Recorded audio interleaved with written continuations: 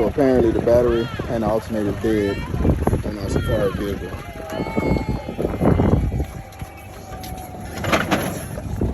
They trying to start this motherfucker by pushing it.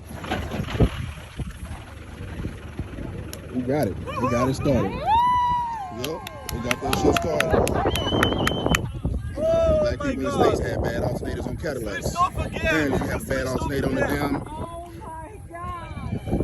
Land Rover.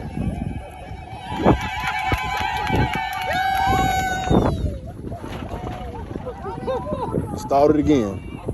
Now we back to square one. We did all that cheering for nothing. Oh, wait. We got it now.